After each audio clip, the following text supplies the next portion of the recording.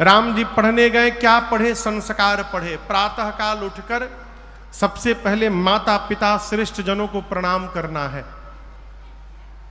घर में बच्चों को बचपन से एक स्वभाव दिलाइए। विद्यालय में प्रणाम करने की प्रथा समाप्त हो गई। अब विद्यालय में गुड मॉर्निंग होने लगा। विद्यालय में बच्चों को गुड मॉर्निंग बोलने दीजिए, लेकिन घर में ये आदत न दिलाइए। घर में बच्चों को सिखाइए कि वो प्रणाम करें। आप जब अपने माता पिता को गुड मॉर्निंग बोलेंगे तो माई बाबूजी ही ना कहेंगे जियो जियो, बोलेंगे क्या? आप गुड मॉर्निंग कहेंगे तो वो भी गुड मॉर्निंग कहेंगे, दोनों गुड मॉर्निंग आपस में लड़ के कट ही जाएगा। लेकिन जब आप अपने पिताजी को प्रणाम करेंगे तो आपके पिताजी भी आपको प्रणाम नहीं करेंगे, आपको आशीर्वाद देंगे, कहेंगे चिरंजीवी भव, यशस्वी भव। प्रणाम करने का स्वभाव बने। भारत के बहुत बड़े कलाकार, एक्टर, आप लोग सब लोग उनको जानते हैं, आशुतोष राणा जी, बहुत बड़े उम्दा कलाकार हैं, मध्य प्रदेश के हैं। एक बार मैं उनका एक इंटरव्यू देख रहा था, तो कह रहे थे कि एक बार जबलपुर, मध्य प्रदेश में उनका पैतृक निवास स्थान है जबलपुर, बोले कि हम लोग वहीं पढ़ते थे। पिताजी से जिद करके हम तीनों भाई बंबई क्राइस्ट चर्च में पढ़ने के लिए गए। आशुतोष राणा जी जो कलाकार हैं, बंबई भाइयों के साथ पढ़ने गए। 4 महीने बाद पिताजी और उनके माताजी गए मिलने के लिए बच्चों से। तो विद्यालय में एक स्थान निश्चित था जहां बच्चे अपने अभिभावक से बात कर सके, मिल सके। तो ये चारों, जितने 3 या 4 जो भी भाई थे, सब लोग आए और पिताजी को देखकर बोले गुड मॉर्निंग बाबूजी, गुड मॉर्निंग माताजी। तो बाबूजी मुस्कुराए और उसी लहजे में बाबूजी भी उत्तर दिए। बातचीत हुई आधे घंटे तक और बड़ा आनंद है पिताजी, खूब अच्छी पढ़ाई हो रही है, आपने बहुत अच्छा किया, यहाँ पर हम लोग को भर्ती करा दिया। आधे घंटे बाद जब समय पूर्ण हुआ तो बाबूजी ने कहा बहुत अच्छा लगा मिलकर आप लोगों से, समय नहीं है। बच्चे बोले जी बाबूजी, तो जाइए सामान लेकर आइए आप लोग। बच्चे बोले सामान लेकर आइए मतलब? हो गया, आप पढ़ लिए, वापस जबलपुर चलना है, अपना सामान लेकर आइए। बच्चों ने पूछा बाबूजी हुआ क्या? उनके पिताजी ने कहा हमने बंबई आपको भेजा था नई बात सीखने के लिए, परंतु नई बात सीखने का अर्थ ये नहीं होता है कि पुरानी बातों का विस्मरण कर दिया जाए। बचपन से लेकर आज तक आप जो बाबूजी को प्रणाम करते थे, 4 महीने में प्रणाम भूल करके गुड मॉर्निंग करने लगे। हमको अपने बच्चों को ऐसी शिक्षा नहीं देनी है, हमको अपने बच्चों को साक्षर नहीं बनाना है, शिक्षित बनाना है। आप यहां पढ़ेंगे तो आप साक्षर होंगे और आप हमारे साथ पढ़ेंगे तो आप शिक्षित होंगे। इसलिए वापस चलिए जबलपुर, लेके चले आए जबलपुर।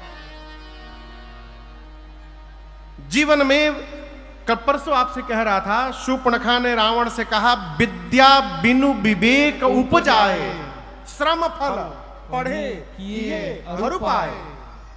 शूर्पणखा कहती है रावण से कि रावण, यदि विद्या प्राप्त हो गई, विवेक नहीं जगा, तो उस विद्या से किसी का कल्याण होने वाला नहीं है। ना अपना कल्याण होगा, ना समाज का कल्याण होगा। वो केवल श्रम फल है। आपने मेहनत किया, आप 90% पा गए, 95% पा गए, 100% पा गए, आप अपने लिए पाए। आपके इस नंबर से समाज का कोई कल्याण होने वाला नहीं है। कब? यदि विद्या के साथ विवेक ने जागृति नहीं ली। वो केवल श्रम फल है बस। आदमी, भारत में तो कुछ ठीक है साहब, विदेश में आदमी पशु हो गया है। पशु क्यों जी रहा है उसी को नहीं मालूम। सुबह 7 बजे भग जाओ काम पर, रात को 7 बजे 8 बजे आओ, सो जाओ, सुबह फिर भग जाओ, फिर शाम को आओ। ये काम तो पशुओं करत है हो। भोजन के लिए आप नौकरी कर रहे हैं, दौड़ रहे हैं, भाग रहे हैं, पशु भी भोजन के लिए भागता है। आप भी सोते हैं, पशु भी सो रहा है। आप भी संसार का सुख लेते हैं, पशु भी समय आने पर संसार का सुख लेता है। यदि हम वही कर रहे हैं, कभी अकेले में सोचिएगा हमारे में और उसमें अंतर क्या है। ये जीवन थोड़ी है। जीवन वो है माई बाप जो किसी को जीवित करके चला जाए, जो समाज में कोई संदेश छोड़ के चला जाए, जिसकी कीर्ति स्थापित हो गई, वो जीवित है संसार में। और वो कोई भी कर सकता है। आयुर्वेद का सिद्धांत कहता है धरती पर ऐसा कोई झाड़ नहीं जिसमें कोई दवाई ना हो, और धरती पर ऐसा कोई मनुष्य नहीं है जिसके भीतर कोई अच्छाई ना हो। आप कुछ भी कर सकते हैं। बहुत पहले एक पत्रकार ने मेरे से प्रश्न किया, महाराज भारत को साफ करना है, इसके लिए क्या करना होगा? भारत के बाहर के देश कितने साफ सुथरे हैं, भारत कैसे साफ होगा? भारत को साफ न किया जाए, अपने घर को और अपने दरवाजे को साफ किया जाए। यदि भारत का हर आदमी अपने दरवाजे को साफ रखने लगा तो पूरा भारत अपने आप साफ हो जाएगा, कहीं जाने की आवश्यकता नहीं पड़ेगी। लेकिन आदमी आपन कहां तक मानता है? अपने घर के चौखट तक, घर के बाहर धर्मशाला। पटना में आज से लगभग 5-6 साल पहले इंद्र नारायण थोड़ी कृपा कर दिए, पानी लग गया। इतना पानी लगा कि त्राही मच गया, आप लोग को भी याद होगा। बाद में जब सर्वे हुआ तो पता चला कि बुद्धिजीवी लोग, पढ़े पढ़े लिखे लोग अपने अपने घर का कचरा पॉलीथीन में बांध के और जो नाली का गटर का ढक्कन है उसको खोल के गटर में डाल दिए हैं। पूरा नाली जाम है। वो भी तो पढ़े लिखे हैं। इस पढ़ाई का क्या मतलब है? हो विवेक यदि जागृत नहीं हुआ, विवेक क्या है? हम अपने से पहले अपने राष्ट्र के बारे में चिंतन करें, ये विवेक है। राजन कथा इसलिए गा रहे हैं कि भारत में बैठे हैं। पाकिस्तान में रहते तो कथा ना गा पाते, ईरान इराक में रहते तो कथा ना गा पाते। भारत यदि सुरक्षित रहेगा तो ये धर्म भी सुरक्षित रहेगा, राष्ट्र बचा रहेगा, तभी हम लोग कथा भी करेंगे, हम लोग कीर्तन भी करेंगे, अखंड अष्टजाम भी करेंगे। आने वाले महीने में सामने 2 महीने इलेक्शन का समय है। जितने लोग पंडाल में बैठे हैं अथवा जितने लोग यूट्यूब पर फेसबुक पर सुन रहे हैं, मेरी व्यासपीठ से प्रार्थना है आलस न दिखाइएगा। समय पर जब आपके नगर में गांव में इलेक्शन हो तो घर से बाहर निकालकर और एक जिम्मेदार नागरिक होने के नाते घर से जाकर बाहर इलेक्शन करिएगा, वोट दीजिएगा। क्यों? हमारे आपके वोट पर आने वाली सत्ता निर्भर है। वोट दीजिएगा जिससे सनातन की रक्षा हो सके, वोट दीजिएगा जिससे धर्म की रक्षा हो सके। देखिए, मैं किसी पार्टी के लिए नहीं बोल रहा हूं, आप स्वतंत्र हैं। कहते हैं किसी भी सभ्यता को समाप्त करना हो तो उसकी संस्कृति समाप्त कर दो, वो सभ्यता अपने आप समाप्त हो जाएगी। दिल्ली में एक भवन है, मैक्स मूलर भवन, है ना? मैक्स मूलर बहुत बड़ा विद्वान था। अंग्रेजों ने उसको बुलाया कि वेद बदल दो, उसमें भ्रांतियां डाल दो। उसने जब वेद को पढ़ा तो अंग्रेजों से कहा कि मैं ये कार्य नहीं कर सकता हूं। तो क्यों? तुम वेद नहीं बदल सकते?